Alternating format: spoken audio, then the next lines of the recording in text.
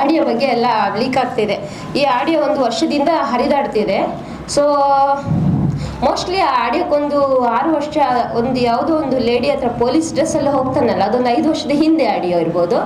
ಆಮೇಲೆ ಒಂದು ಹೆಣ್ಣು ತನ್ನ ನನ್ನ 8 ವರ್ಷ ಯೂಸ್ ಮಾಡಿದ್ಯಾ ನೀನು, ನನ್ನ ಮಗಳನ್ನು ಕೊಡು ಅಂತ ಕೇಳ್ತಾನೆ. ಎಕ್ಸಲೆಂಟ್, ಯಾವುದೋ ಕಾಲೇಜ್ ಎಕ್ಸಲೆಂಟ್ ಯಾವುದೋ ಕಾಲೇಜಲ್ಲಿ ಇದ್ದಾಳಲ್ಲ, ನಾನು ಅಲ್ಲಿ ಕರ್ಕೊಂಡು ಹೋಗ್ತೀನಿ ಅಂತಾನೆ. ಹೋಗಂದ್ರೆ ಬಾಯಿ ಬಂದೇ ಬೈತಾಳೆ. ಅದ್ರಲ್ಲಿ ವರ್ಡ್ಸ್ ಇದೆ, ಬ್ಯಾಡ್ ವರ್ಡ್ಸು. ಅದು ಮೋಸ್ಟ್ಲಿ ಒಂದು 8 ವರ್ಷದ ಹಿಂದೆ ಇರಬೇಕು ಆ ವಿಡಿಯೋ ಕೂಡ.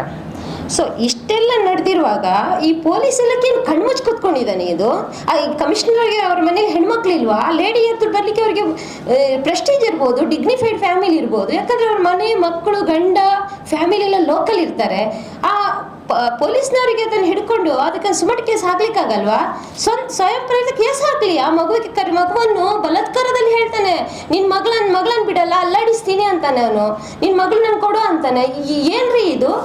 ಇದಕ್ಕೆಲ್ಲ ಅದೇ ಈಗ ಪಬ್ಲಿಕ್ ಏನಾದ್ರು ಮಾತಾಡಿದ್ರೆ, ಏನಾದ್ರು ಟಿವಿಯಲ್ಲಿ ಅಂತ, ಫೇಸ್ಬುಕ್ ಅಂತೆ, ಇನ್ಸ್ಟಾಗ್ರಾಮ್ ಅಂತೆ, ಅದೇನೋ ಹಿಂದೂ ಅಂತೆ, ಮುಸ್ಲಿಂ ಅಂತ, ಅವ್ರು ಏನಾದ್ರು ವಾಟ್ಸ್ ಹಾಕಿದ್ರೆ ಸಾಕು, ಇಮಿಡಿಯೇಟ್ ತಗೊಂಡು ಬಂದಿವ್ರಿ FIR ಹಾಕ್ತಾರೆ, ಸೆಕ್ಷನ್ ಸಿಗ್ತದೆ ಇವರಿಗೆ. ಈ ಸೆಕ್ಷನ್ ಸಿಗಲ್ವ ಇವ್ರಿಗೇನು?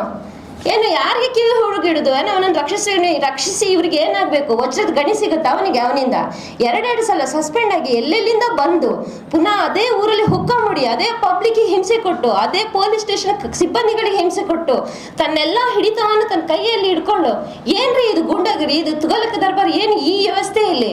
ಅದು ಒಂದು ಒಳ್ಳೆ ಏರಿಯಾ. ಇದಕ್ಕಿಂತ ಮುಂಚೆ ಮೂಡುಬಿದ್ರಿ ಅಂದ್ರೆ ಏನಿತ್ತು ಅಲ್ಲಿ? ಏನೋ ಒಬ್ಬ ಪ್ರೆಸ್ ಮೀಟ್ ಕರೆಯುವಾಗ ಅದು ಮಂಜುನಾಥ್ ಅಂತ ಕೇಳ್ಬಿಟ್ಟೆ, ಏನೋ ಭೀಮ ದಲಿತ ಯೋಜನೆದು ಸಂಘಟನೆ ಅಂತಾರೆ. ಒಳ್ಳೆ ಹೆಸರಿದೆ, ಅಂಬೇಡ್ಕರ್ಗೆ ಒಳ್ಳೆ ಹೆಸರಿದೆ, ಸಾಹಿತ್ಯ ಬರೆದವರು ಸಹಾಯ ಅಂತ ಎಲ್ಲ ಒಳ್ಳೆಯವರು. ಅವರ ಕಡೆ ಅದನ್ನೇ ಮುಂದುವರಿಸುವವರು ಕೂಡ ಎಲ್ಲ ಒಳ್ಳೆಯವರಿದ್ದಾರೆ. ಯಾಕಂದ್ರೆ ನಮ್ಮ ಸಂಘ ನಮ್ಮ ದೇಶಕ್ಕೆ ಸಂವಿಧಾನ ಕೊಟ್ಟಿದ್ದಾರೆ ಅಂತ ಹೇಳಿ ಎಲ್ಲರೂ ಅವ್ರ ಬಗ್ಗೆ ಹೇಳಿ, ಅವರ ಸಂಘಟನೆಯವರು ಹೋಗಿ ಎಲ್ಲ ಪಬ್ಲಿಕ್ಕಿಗೆ, ದಲಿತರಿಗೆ, STಗಳಿಗೆ ನ್ಯಾಯ ಒದಗಿಸ್ಕೊಡ್ತಾರೆ. ಇದೇ ಮಂಜುನಾಥ್ ಮೂಡುಬಿದ್ರೆಯಲ್ಲಿ ಎಷ್ಟು SC STಗಳಿಗೆ ನ್ಯಾಯ ಕೊಟ್ಟಿದ್ದಾರೆ. ಇವತ್ತಿಲ್ಲಿ ಕೂತ್ಕೊಂಡಿದ್ದಾರೆ ಒಂದು 2 SCಗಳು, ಅವ್ರಿಗೆ ಎಷ್ಟು ನ್ಯಾಯ ಕೊಟ್ಟಿದ್ದಾರೆ. ಇದೇ ಮಂಜುನಾಥ್ ಅದೇ ಸ್ಟೇಷನ್ ಸಂದೇಶ ಹತ್ರ ಹೋಗಿ ಕಾಂಪ್ರಮೈಸ್. SCಗಳು ಜಾತಿ ನಿಂದನೇನೋ ಹೊಡೆತ ತಿಂದ್ರೆ ಕಾಂಪ್ರಮೈಸ್, ಇವ್ರಿಗೇನೋ ಸಂದೇಶ ಮೇಲೆ ಕಾಂಪ್ರಮೈಸ್. ಪಬ್ಲಿಕ್ ನ್ಯಾಯ ಸಿಗ್ಬೇಕಾ? ಇವತ್ತು ಸಂದೇಶನಂತ ಗೇಟ್ ಹಾರ್ತಾನಂತೆ ಅವ್ನ ಕಾಮುಕ. ಅಲ್ಲೇನೋ ಯೂನಿಫಾರ್ಮ್ ಅಲ್ಲಿ ಡ್ಯಾನ್ಸ್ ಮಾಡೋದು ಅವ್ರು ಕ್ರಿಶ್ಚಿಯನ್ ಪದ್ಧತಿಯಲ್ಲಿ ಇರುವುದಂತದ್ದು. ಯಾರು ಹೇಳೋದು ಗೊತ್ತಿಲ್ಲ, ನಾನು ಸರ್ ಕೇಳಿಲ್ಲ. ಕ್ರಿಶ್ಚಿಯನ್ ಪದ್ಧತಿಯವರಿಗೆ, ಕ್ರಿಶ್ಚಿಯನ್ ಕಮ್ಯುನಿಟಿ ಅವರಿಗೆ, ನನ್ನ ಧರ್ಮದವ್ರ ಬಗ್ಗೆ ತಪ್ಪು ತಿಳ್ಕೊಬೇಡಿ ಯಾರು, ಅವ್ರು ಹೇಳಿದ್ರು ಕ್ರಿಶ್ಚಿಯನ್ ಕಮ್ಯುನಿಟಿಯಲ್ಲಿ ಅದೆಲ್ಲ ಏನು ಕಾಮನ್ ಅಂತಾರೆ.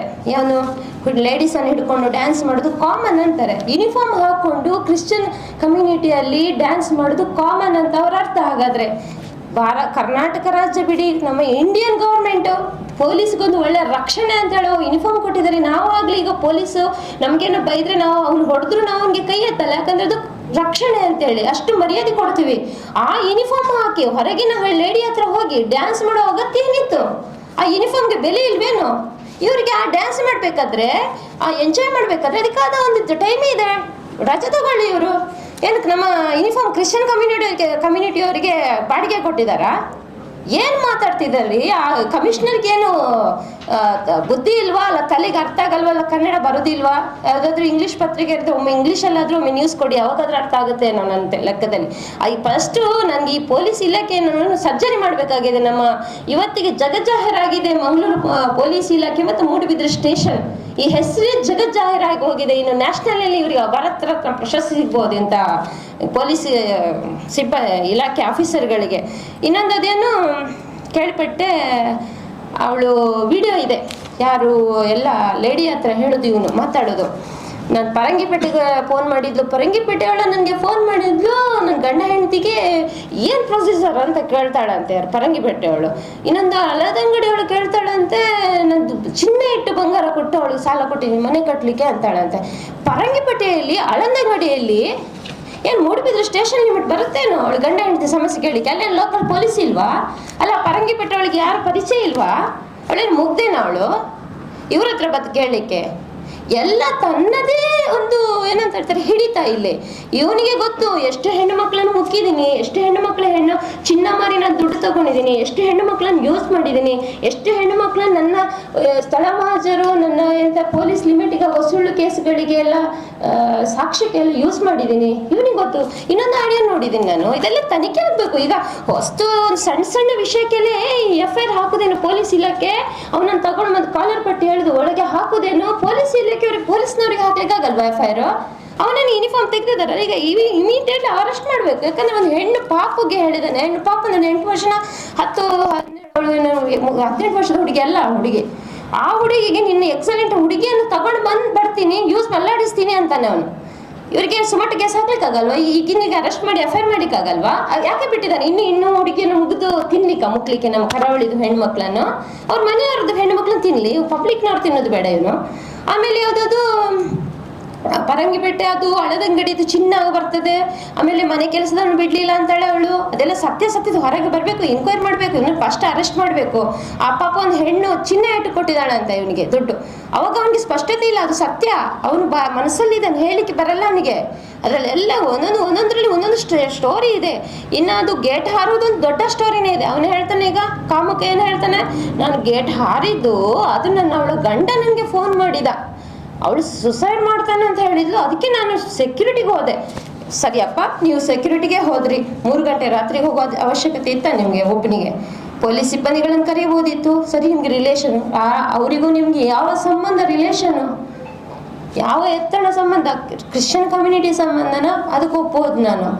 ಮತ್ತೆ ಅವರ ಹೆಂಡತಿ ಕಳಿಸಿದ್ಲ, ನಾನು ಒಪ್ಪಲ್ಲ. ಮತ್ತೆ ಅವ್ರದ್ದು ಏನು ಅವರ ಗಂಡನಿಗೆ ಇವ್ರಿಗೆ ಫ್ರೆಂಡ್ಶಿಪ್, ಅದು ನಾನು ಒಪ್ಬೋದು. ಅದು ರಾತ್ರಿ ಮೇಲೆ ಹಾರುವಾಗ ಅವರಿಗೂ 18 ವರ್ಷದ ಗಂಡು ಮಕ್ಕಳಿದ್ದಾರೆ ಮನೆಯೊಳಗೆ, ಅವರು ಹೊರಗೆ ಬರಲ್ವೇನು? ಯಾರಿಗೆ ಕಿವಿಗೂ ಹೂ ಹಿಡಿದು ಆ ಕಾರಿಗೆ ಒದಿತಾರೆ? ಕಾರಿಗೆ ಒದಿವಾಗ ಇವ್ರಿಗೆ ಅವ್ರು ಸುಸೈಡ್ ಮಾಡಿದ್ರೆ ಇವ್ರಿಗೆ ಅಷ್ಟು ಸಿಟ್ಟು ಬರುತ್ತಾ?